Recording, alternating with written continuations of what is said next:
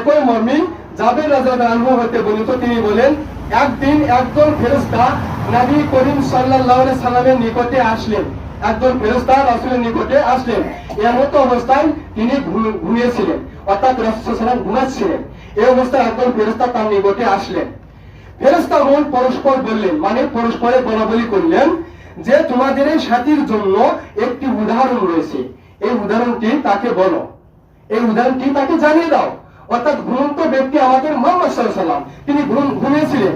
এই অবস্থায় ঘুমন্ত অবস্থায় ফেরেশতারা একদল এসে এই কথাগুলি বলছে যে তোমাদের সাথীর জন্য, এই মুহাম্মদ সাল্লাল্লাহু আলাইহি ওয়াসাল্লামের জন্য একটি উদাহরণ রয়েছে, তোমরা এই উদাহরণটি তাকে বলো, তার নিকটে বর্ণনা করো।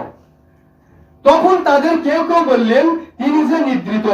একদল, মানে কেউ কেউ তাদের মধ্যে থেকে কোন কোন ফেরেশতা বলেন তিনি তো নিদ্রিত, মানে ঘুমন্ত।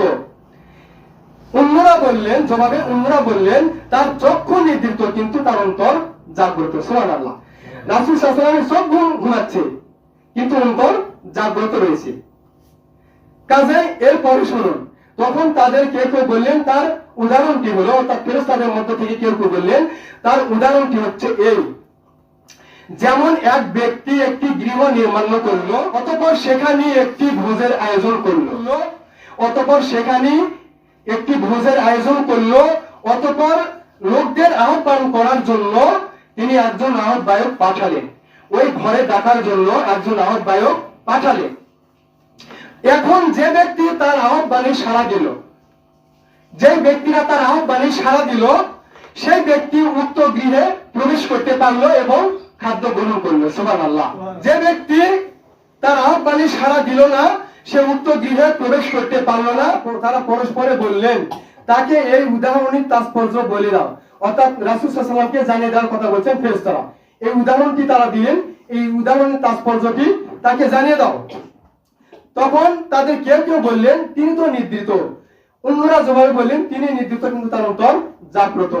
একথা বলার পরে তারা বলছেন, তাদের কেউ কেউ বললেন তাহলে শুনুন, ওই উদাহরণটি হচ্ছে এই, গৃহ হলো জান্নাত, ওই ঘরটি হলো জান্নাত, আর আহ্বায়ক হলো মুহাম্মদ সাল্লাল্লাহু আলাইহি সাল্লাম, আর যিনি গৃহ নির্মাণকারী এবং খাদ্য প্রস্তুতকারী তিনি হচ্ছে আল্লাহ তাআলা। সুবহানাল্লাহ।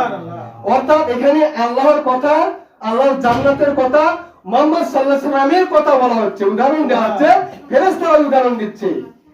আল্লাহ তাআলা জান্নাত তৈরি করেছেন, সেখানে খাবার প্রস্তুত করে রেখেছেন, ওই গৃহে যাওয়ার জন্য মুহাম্মদ সাল্লাল্লাহু আলাইহি সাল্লামকে আহ্বায়ক হিসাবে, আহ্বানকারী হিসাবে প্রেরণ করেছেন, পাঠিয়েছেন।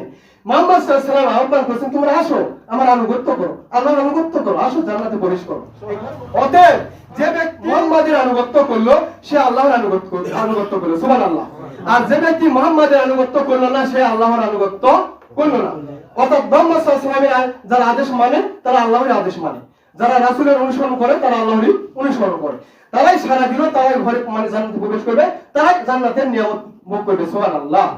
আর যারা ওই রাসূলের আহ্বানে সাড়া দেবে না, রাসূলকে মান্য করবে না, প্রকৃত অর্থে রাসূলকে মান্য করবে না, প্রকৃত অর্থে আল্লাহকে সে মান্য করবে না, সে ব্যক্তি আবার অস্বীকার করে সে জান্নাতে যেতে পারবে না। নাউজুবিল্লাহ। আল্লাহ তাআলা সকলকে এই বেদাত সম্পর্কে যে আমি পরিণতি সম্পর্কে আলোচনা করেছি এবং আমলের ব্যাপারে সতর্কতা অবলম্বনের বিষয়ে আলোচনা করেছি কোরআন থেকে হাদিস থেকে, আল্লাহ তাআলা সকলকে, আমাকে সহ আপনাকে, সকলের পরিবারকে, তামাম বিশ্বের মুসলিম নরনারীকে দ্বীনের সহিহ বুঝ দানের মাধ্যমে সঠিক পথে, সিরাতে মুস্তাকিম পথে পরিচালিত করেন। আমিন।